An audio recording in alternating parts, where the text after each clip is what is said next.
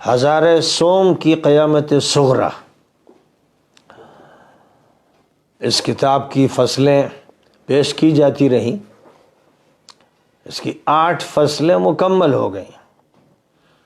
آج کی نشست میں 9ویں فصل کا آغاز کیا جا رہا ہے، جس کا عنوان ہے وہ دنیا کو اس کے لیے تیار کر رہے ہیں۔ یعنی صہیونی اور صلیبی دنیا کو کس کے لیے تیار کر رہے ہیں، اس فصل کا یہ موضوع ہے۔ امریکہ کے سابق صدر رونالڈ ریگن نے کہا تھا، میں اپنے دل کی گہرائی سے اس پر ایمان رکھتا ہوں کہ خداوند کریم مجھ جیسے اور تم جیسے لوگوں کی نگہداشت فرمائے گا تاکہ ہم دنیا کے شہنشاہ اور سرداروں کے سردار کی واپسی کے لیے تیاری کریں۔ بہرحال یہ تھے الفاظ امریکہ کے سابق صدر رونالڈ ریگن کے، یعنی ابھی قریب کے صدر نہیں۔ یہ بات چونکہ 1999 میں کہی جا رہی ہے، یہ کتاب 1999 میں لکھی گئی تھی، اس لیے اس وقت جو سابق صدر تھے ان کے بارے میں بات ہو رہی ہے کہ اس اعتقادی نظام کو امریکہ کے صدر نے بیان کیا جو مغرب کے بہت سے مذہبی، فکری اور سیاسی قائدین کے نقطۂ نظر پر حکمرانی کرتا ہے۔ یہ لوگ خواہ یہودی ہوں یا عیسائی، ان کے درمیان قدر مشترک منتظر موعود کے لیے تیاری اور انتظامات کی فکر ہے۔ یہ الفاظ اگر کسی فادر یا بشپ کی زبان سے کسی گرجا یا کلیسا میں نکلے ہوتے تو ہمیں تعجب نہ ہوتا، لیکن یہ الفاظ اس شخص کے ہیں جو دنیا کی ایک بڑی طاقت کا مالک اور بڑے ملک کا صدر تھا۔ دنیا ایک صدی سے ان طاقتوں کے زیر اثر زندگی گزار رہی ہے جو اس کا یقین رکھتے ہیں کہ وہ مسیح کی آمد کے لیے دنیا کو تیار کر رہے ہیں۔ اگر ریگن یہ عقیدہ رکھتے تھے کہ وہ دنیا کو استقبال مسیح کے لیے تیار کر رہے ہیں، تو دوسری طرف یہ حقیقت بھی یاد رہنا چاہیے کہ جن لوگوں نے ریگن کو عہدہ حکومت تک پہنچایا وہ کسی دوسرے مسیح کے لیے دنیا کو تیار کر رہے ہیں۔ عیسائی مسیح کو، حضرت عیسیٰ مسیح کو منتظر موعود مانتے ہیں کہ وہ تشریف لائیں گے۔ مسلمان بھی اس پر عقیدہ رکھتے ہیں کہ حضرت عیسیٰ نزول فرمائیں گے۔ یہ مشترک عقیدہ ہے مسلمانوں اور عیسائیوں کے درمیان، لیکن یہ عیسائی، صہیونی اور صلیبی جن یہودیوں کی مدد کر رہے ہیں وہ کسی اور مسیح کا انتظار کر رہے ہیں، اور وہ ہے اینٹی کرائسٹ مسیح، یعنی جس کو مسلمان دجال کہتے ہیں اور اس کو عیسائی اینٹی کرائسٹ کہتے ہیں،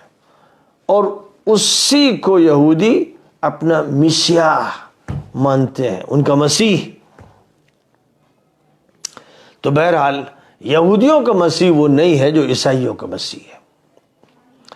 ہزارہ سوم اور اس کی تیاری کا عقیدہ، یہودی اور عیسائی دونوں مذاہب کے لوگوں کا یہ یقین ہے کہ ایک منتظر کی آمد قریب ہے اور اس کے لیے تیاری بھی ضروری ہے۔ دونوں کے درمیان ایک مشترک عقیدہ ہے جو ہزارے کا عقیدہ کہلاتا ہے۔ ہزارے کا عقیدہ، وہ اس کے لیے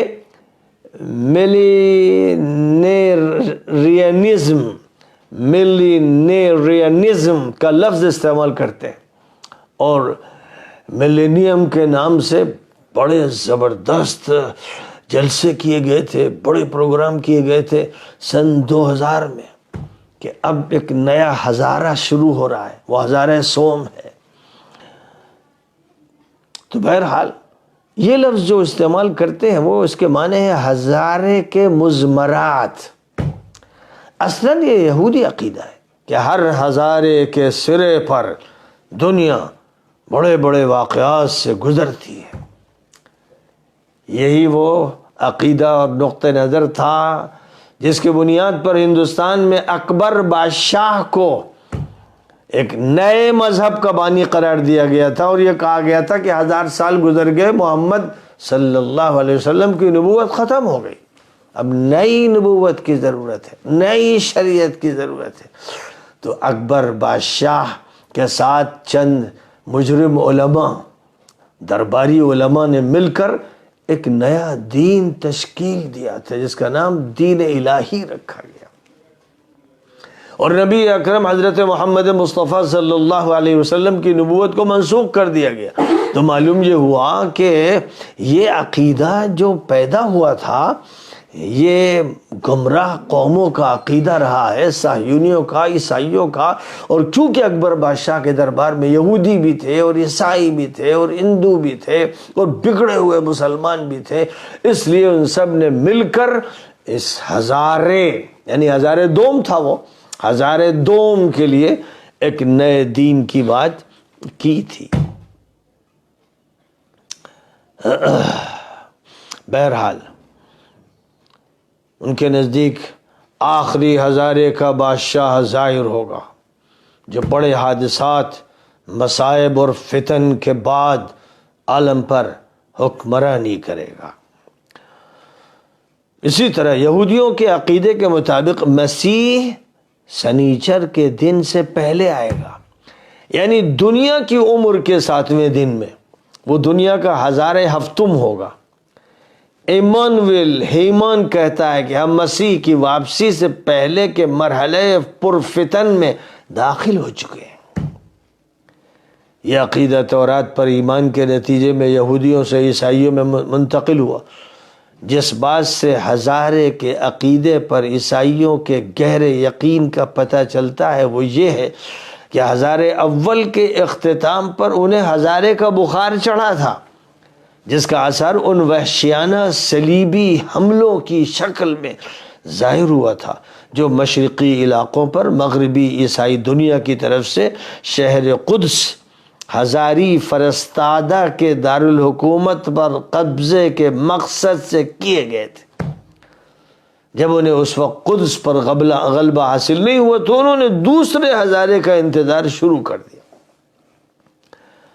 یہودیوں کا منتظر بادشاہ کون ہے؟ شاید کسی کے ذہن میں یہ بات آئے کہ ہزارے کے عقیدے اور دنیا کے 7 دور کی باتیں یہودیوں کے صرف ایک غالی طبقے میں پائی جاتی ہیں۔ یہ خیال صحیح نہیں ہے۔ واقعہ یہ ہے کہ اکثر یہودی قائدین اور سیاسی زعماء حکومت اسرائیل کو ہزارے اخیر کی بادشاہت کے لیے بنیاد کا پتھر مانتے ہیں۔ یہ بات سرکاری اور حکومتی سطح پر تسلیم شدہ ہے، جس کی واضح دلیل یہ ہے کہ یہودی حکومت کا سرکاری نشان شمعدان ہے، جس کو عبرانی زبان میں المینورات کہتے ہیں، جس کی 7 شاخیں ہیں جو تخلیق کے 7 دنوں کی طرف اشارہ کرتی ہیں۔ اس کا 7واں پہلو، شاخ یا گوشہ، اسرائیل کی طرف اس کے 7ویں ہزارے میں اشارہ کرتا ہے، یعنی اسرائیلی حکومت ہی وہ حکومت ہے جو اس بادشاہت میں تبدیل ہو جائے گی جو شہر قدس سے پوری دنیا پر سلامتی کے اس بادشاہ کے تحت جو داؤد کی نسل سے ہوگا حکومت کرے گی۔ یہودیوں نے اپنے منتظر بادشاہ کا عقیدہ تورات کی اس عبارت سے اخذ کیا ہے: اے صہیون کی بیٹی خوش ہو، اے یروشلم نعرہ لگا، دیکھ وہ تیرا بادشاہ تیری طرف آ رہا ہے، منصف اور منصور، متواضع اور گدھے کی سواری اختیار کرنے والا۔ وہ اس بادشاہ کو ماشی کہتے ہیں، یہ مشہ سے مشتق ہے، عبرانی لفظ سے، یعنی مقدس زیتون جس کو لگایا گیا ہے۔ ان کا یہ بھی عقیدہ ہے کہ وہ بادشاہ پوری دنیا کے بکھرے ہوئے یہودیوں کو اکٹھا کر دے گا۔ دیکھیے کتاب اشعیاء باب نمبر 11 اور فقرہ نمبر 1 اور 3، اس میں آیا ہے: اس دن سے آقا اپنا ہاتھ پھیلا کر اپنی بقیہ قوم کو آشور، مصر، فتروس، کوش، ایلام، شنتار، حمات اور جزائر البحر سے جمع کرے گا۔ اور قوموں کے لیے جھنڈا نصب کر دے گا اور جلا وطن اسرائیلیوں اور بکھرے ہوئے یہودیوں کو اطراف عالم سے سمیٹ لے گا۔ اسی لیے جب گزشتہ صدی کے دوسرے نصف میں لاکھوں یہودی مقدس سرزمین واپس آئے اور لاکھوں ابھی اس کے باہر ہیں، تو یہودیوں کو یقین ہو گیا کہ بیت المقدس میں ان کے باقی ماندہ لوگوں کو اکٹھا کرنے کے لیے مسیح کا زمانہ قریب آ گیا ہے۔ ایمانویل ہیمان کہتا ہے، اکثر آرتھوڈکس علماء کہتے ہیں کہ مسیح کی منتظر واپسی کا مرحلہ چونکہ شروع ہو چکا ہے، اس لیے ہم ایک عبوری دور سے گزر رہے ہیں، جس کی وضاحت سرزمین مقدس کی طرف یہودی قوم کے ایک حصے کی واپسی سے ہوتی ہے۔ یہودی بنیاد پرستی کا مصنف کہتا ہے کہ اس نے ایک یہودی حاخام سے ملاقات کی اور مسیح منتظر کی بات ہوئی تو حاخام نے کہا، ہم لوگ یقینی طور پر مسیح منتظر کے دور کے قریب ہیں۔ تورات اس بات کو قوت کے ساتھ کہتی ہے کہ کتاب استثناء کے اصحاح نمبر 31 میں کہا گیا ہے، اگر تم ان تمام اقوام سے ہٹ کر اپنے رب کی طرف واپس آؤ گے اور اس کی آواز سنو گے جس طرح میں تمہیں حکم دے رہا ہوں، تو تمہارا رب تمہارے تمام اسیروں کو واپس کر دے گا اور تم پر رحم کرے گا۔ مصنف نے پھر اس پر تبصرہ کرتے ہوئے کہا،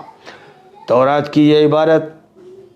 اختتام کے زمانے سے متعلق ہے، ان قریب خلوص دل سے کامل توبہ ہو جائے گی۔ یہ کون سی توبہ ہے؟ یہ تو در حقیقت یہوہ کی طرف رجوع ہے،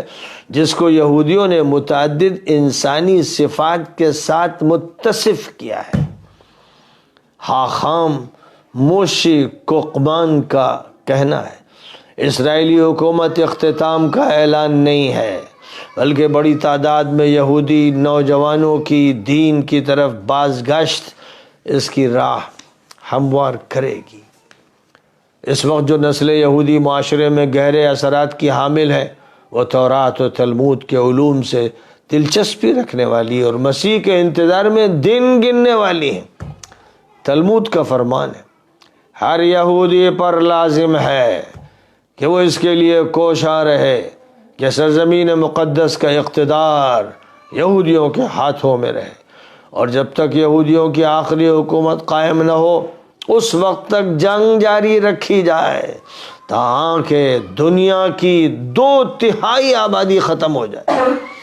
اور مسیح کی آمد ہو اور نصرت و فتح حاصل ہو۔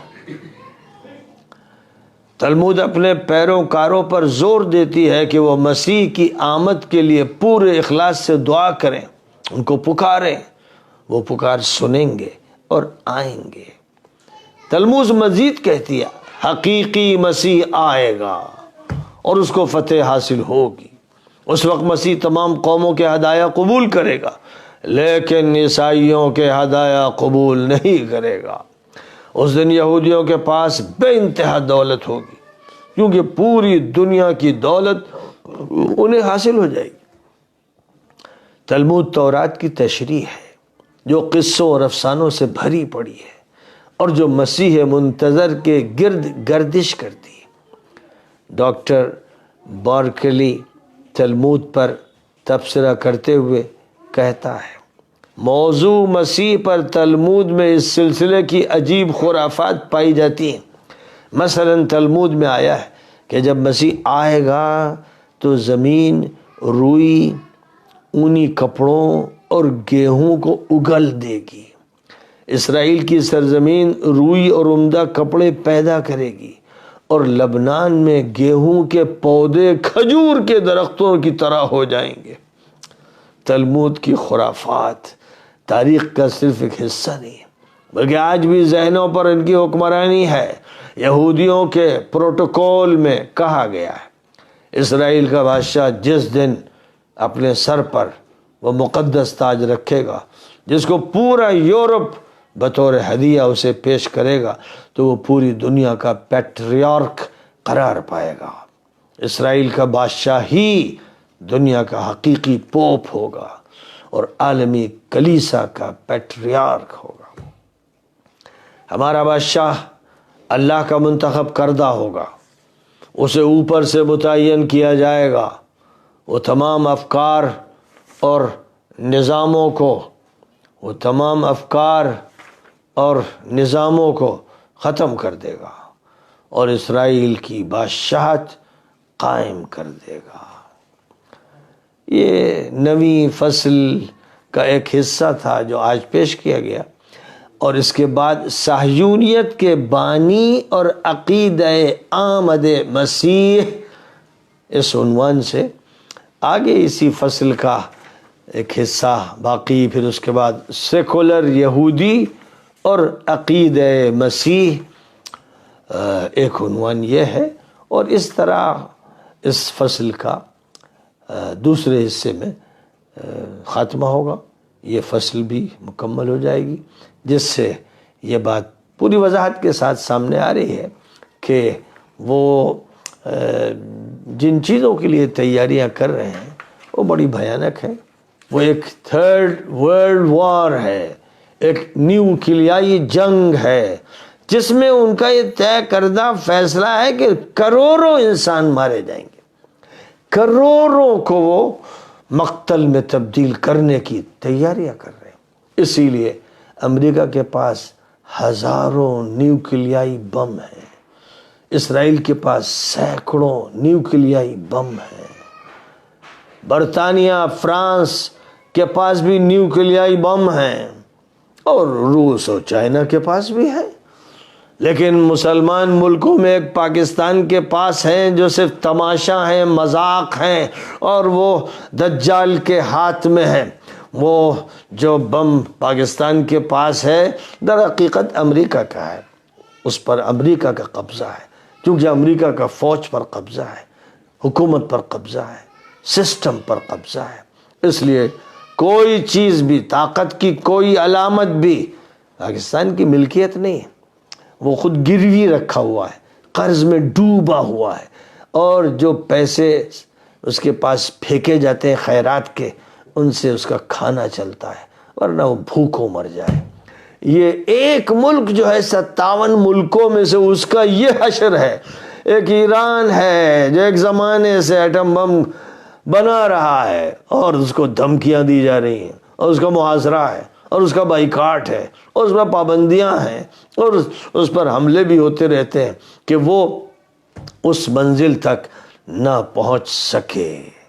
تاکہ جب کارروائی ہو اور جنگ چھڑی جائے تو یک طرفہ ہو، مسلمان ملکوں میں لاکھوں کے مقتل ہو، جواب نہ ہو۔ یہ ہے جو پلان ہے، یہ منصوبہ ہے، اور اس منصوبے کو پورا کرنے کے لیے ایک نظام ہے جو چل رہا ہے۔ اور ابھی آپ نے دیکھ لیا کہ پوری دنیا بشمول چائنا اور روس، وہ اسرائیل کے مظالم کو روک نہیں سکے۔ سب باتیں، روس بھی بات کرتا رہا، چین بھی بات کرتا رہا، ایران بات کرتا رہا، اور اس نے ظاہر ہے کہ حماس کی مدد کی، حزب اللہ کی مدد کی، لیکن براہ راست اسرائیل کا ہاتھ پکڑ لینے کا جو کام تھا، جو کرنا ہے اس کو، جو مجاہد ہو، وہ نہیں کر سکا، کیونکہ وہ ڈرا ہوا ہے۔ وہ اس سے ڈرا ہوا ہے کہ جو حشر غزہ کا کیا گیا وہ تہران کا بھی کیا جا سکتا ہے۔ وہ سمجھتا ہے کہ اگر امریکہ کو، جو دنیا کا آقا بنا ہوا ہے، اس کو اس قدر ناراض کر دیا گیا کہ جنگ چھڑ گئی، تو اس جنگ کا جواب آسان نہیں ہوگا۔ یقیناً ایران بھی ٹکر دے گا، لیکن وہ 1% ہوگی، 1/1000 ہوگی، اور جو انتقام ہوگا وہ بے انتہا بھیانک ہوگا، کیونکہ پلان جو ہے وہ بہت ہی خطرناک قسم کا پلان ہے، اور جو انتظار دنیا میں کیا جا رہا ہے، اس انتظار سے پہلے ایک بھیانک عالمی جنگ ہونی طے ہے بالکل۔ اس لیے یہ سمجھ کے چلنا چاہیے کہ وہ جنگ کسی وقت بھی چھڑے گی۔ انتظار یہ کیا جا رہا ہے یہودیوں اور عیسائیوں کے 2001 سے، ملینیم آغاز جب ہوا ہزارے سوم کا اس وقت سے انتظار کیا جا رہا ہے، کوششیں کی جا رہی ہیں، جان لڑائی جا رہی، 23 ہو گیا، 2023 ہو گیا، ابھی تک وہ اپنے اس منصوبے کو نافذ نہیں کر سکے، لیکن ان کا ارادہ ہے کہ اسی وقت اسی سلسلے کو آگے بڑھاتے ہوئے یاد کچھ وقفے کے بعد وہ ان کو کرنا ہے، وہ ایک ابلیسی شیطانی دجالی منصوبہ ہے، اور وہ اس کے لیے مجبور ہیں کیونکہ وہ دجال کے ہی انتظار میں ہے، اور دجال ہی ان کا میشیا ہے، اور دجال کے لیے تیاری، اور دجال کے لیے قدس پر قبضہ، اور دجال کے لیے نعوذ باللہ مسجد اقصی کو منہدم کرنے کا منصوبہ اور پلان۔ اللہ انہیں ناکام کرے، ذلیل کر دے، ان کی طاقت توڑ دے، حق کو غالب فرمائے، اور حق کو غالب کرنے کے لیے جیسے قائدین کی ضرورت ہے، اللہ مسلمانوں کو ویسے قائدین عطا فرما دے جو جری ہوں، بہادر ہوں، باہمت ہوں، حوصلہ مند ہوں، جن کے اندر صلاح الدین کی روح ہو، تب کوئی بڑی بات وجود میں آ سکتی ہے، ورنہ جو حالات ابھی ہیں اس میں مسلم ملک اسرائیل کی جوتیوں کے نیچے لیٹے ہوئے ہیں، تو ان سے تو کوئی امید ہے نہیں۔ امید اگر ہے تو بس مجاہدوں سے ہے، وہ اپنی جانوں کو قربان کر دیں گے، آخری بات یہی ہوگی کہ وہ شہادت کے میدان کو سرخ کر دیں گے، لیکن ظاہر ہے کہ ایک تنظیم پوری دنیا کی طاقتوں سے تو مسلسل لڑ نہیں سکتی۔ اللہ تعالیٰ اپنا فضل فرمائے، اور آج کی نشست میں اسی پر بات ختم کی جاتی ہے۔